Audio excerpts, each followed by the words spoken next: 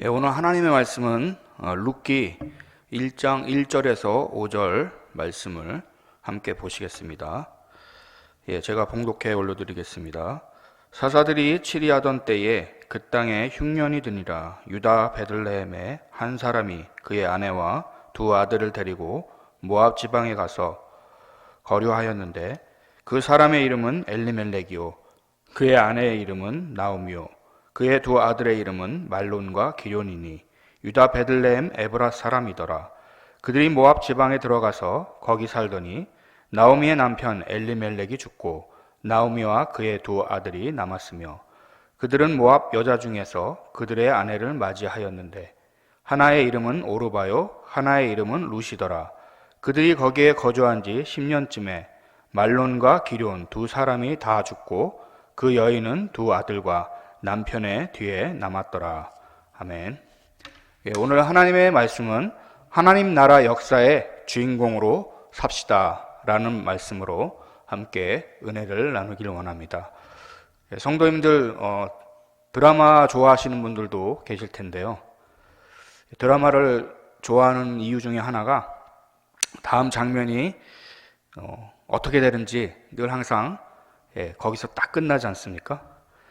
그런 흥미 요소를 유발하기 때문에 많은 분들이 좋아하시는 것 같은데 저도 드라마를 즐겨보는 편인데 아직도 수없이 많은 이야기가 나오고 있는 것을 보면 참 놀라운 것 같습니다.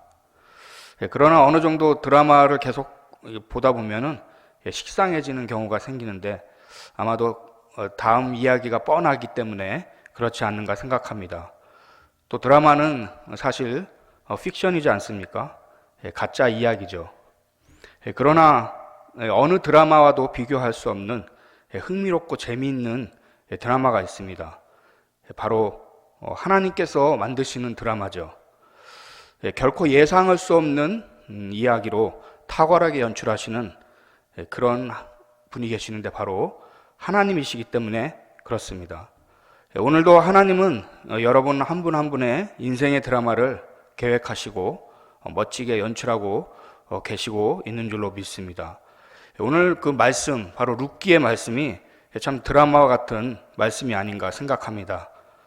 그 어떤 일도 결코 우연히 일어나지 않는 하나님의 손길과 섭리를 우리가 느껴볼 수가 있는데 참으로 이 말씀은 하나님께서 놀랍게 연출하시는 말씀이라고 생각합니다.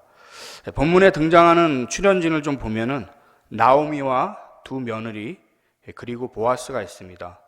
그 외에 이름이 거론되지 않는 다수의 엑스트라들도 등장하는데 룻기 말씀을 보신 분들은 아시겠지만 오늘 대략 내용을 좀 살펴보면은 시대가 사사시대입니다.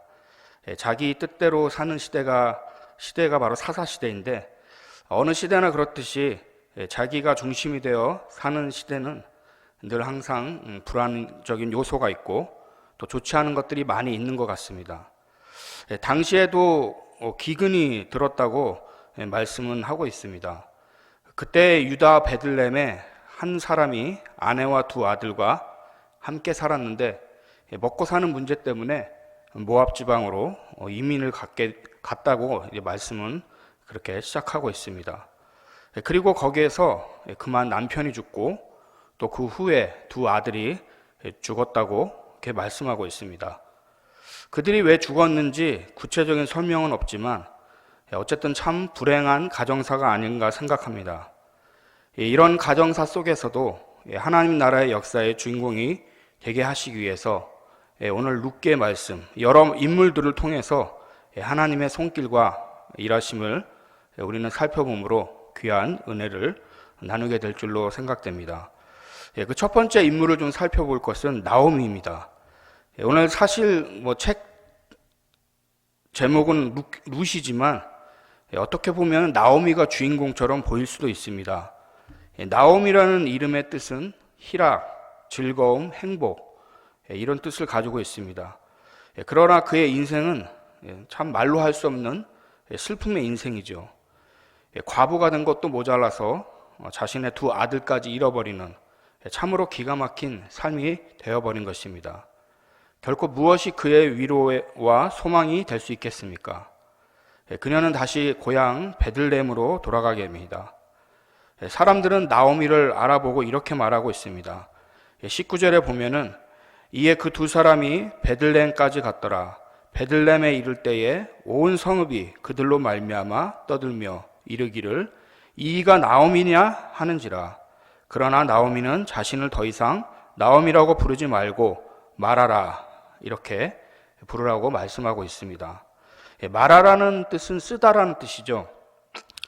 그 예전에 그 출애굽기에서도 물이 쓴 곳을 가리켜서 말하라고 불렀던 경우가 있었는데, 나오미는 지금 자신을 이제 더 이상 나오미라고 부르지 말고 말하라고 그렇게 부르라고 말씀하고 있습니다. 성도님들 중에도 내 인생은 말아야 그렇게 느끼며 사시는 분이 혹 계십니까? 그러나 그런 가운데에도 여전히 소망의 하나님께서 계심을 바라보시기 바랍니다. 오늘 1장 6절에 보면은 나오미는 한 가지 신라 같은 소식을 듣게 되는데 이런 말씀을 하고 있습니다. 그 여인이 모압 지방에서 여호와께서 자기 백성을 돌보시사 그들에게 양식을 주셨다 함을 듣고, 바로 놀라운 복음이죠. 모압 지방에서 여호와께서 자기 백성을 돌보시사 그들에게 양식을 주셨다 함을 듣고, 자기의 고향에서 하나님께서 어떻게 은혜를 베푸셨는지 그 소식을 듣게 된 것입니다. 성도 여러분, 고통의 인생 가운데도 위기와 고난의 문제 속에서라도 그 속에서 여전히 말씀하시는 주님의 음성을 들으시기 바랍니다. 나오미는 비록 고향을 떠나 멀리 갔지만 다시 하나님의 소식을 듣고 하나님께 소망을 두게 됩니다. 나오미의 삶이 구체적으로 다 언급되어 있지는 않지만 그 며느리들이 모두 이방 여인이었던 것을 알 수가 있습니다. 모압 여인들이라고 말씀하고 있는데, 이들은 이방의 문화와 신앙, 세상의 풍속으로 아마도 그 가정은 그러한 모습의 가정이 아니었나 얼마든지 짐작해 볼 수 있습니다. 이제 그런 것들을 모두 청산하고 주님의 말씀이 들리는 곳으로 다시 돌아가기로 결정한 것입니다. 나오미의 이러한 결정의 결과가 무엇입니까? 오늘 본문 4장을 보면은 이런 말씀을 하고 있습니다. 14절 이하를 잠깐 읽어보면은, 여인들이 나오미에게 이르되 찬송할지로다. 여호와께서 오늘 너에게 기업물을 자가 없게 하지 아니하셨도다. 이 아이의 이름이 이스라엘 중에 유명하게 되기를 원하노라. 나오미가 베들레헴으로 돌아가서 결국 자기의 인생이 다시 한번 회복되는 그러한 놀라운 은혜를 얻게 되는 것입니다. 하나님께서는 나오미의 비참한 인생을 그대로 두지 아니하시고 그 품에 아이를 안게 하셔 양육자가 되게 하시는 놀라운 은혜를 허락하신 것입니다. 오늘 우리들도 나오미처럼 주의 말씀을 듣고 다시 소망을 바라보며 나아갈 때 하나님께서 귀한 은혜로 함께하여 주실 줄로 믿습니다. 두 번째로 살펴볼 인물은 룻입니다. 오늘 룻기 책의 주인공이기도 하죠. 룻에 대한 말씀은 어느 정도 신앙생활 하신 분들은 많이 들으셨으리라 생각을 합니다. 오늘 룻을 통해서 주시는 은혜의 말씀이 많지만 가장 좀 우선적으로 생각해 볼 것은 바로 믿음의 선택이라는 것이죠. 우리 인생은 언제나 선택의 연속입니다. 시어머니 나오미는 며느리 룻을 첫째 며느리처럼 그의 고향으로 가서 재혼하기를 바랬습니다. 동서인 오르반은 그 이야기에 순종하여 자기 고향으로 돌아갔지만 룻은 그렇게 하지 않았다는 것입니다.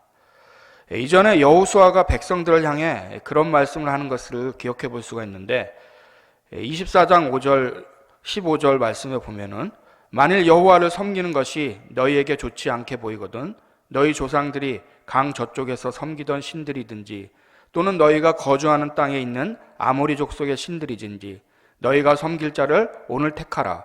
오직 나와 내 집은 여호와를 섬기겠노라 하니.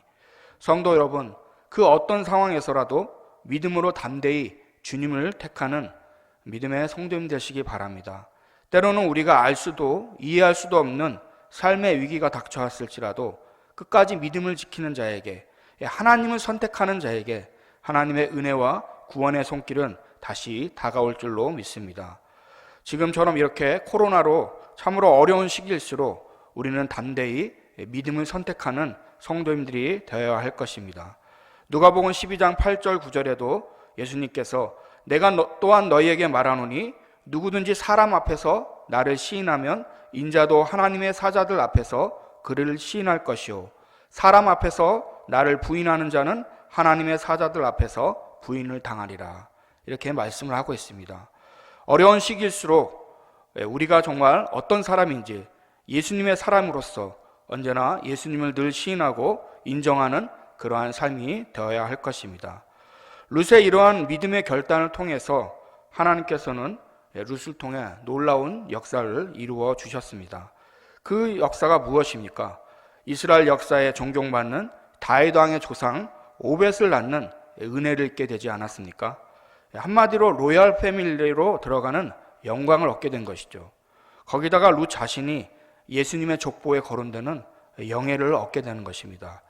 보통 족보에는 이스라엘 족보들은 남성 위주로의 족보인데 예수님의 그 족보에 여성들 한 5분 정도 되는데 그 중에 한 사람이 바로 룻이라는 것입니다.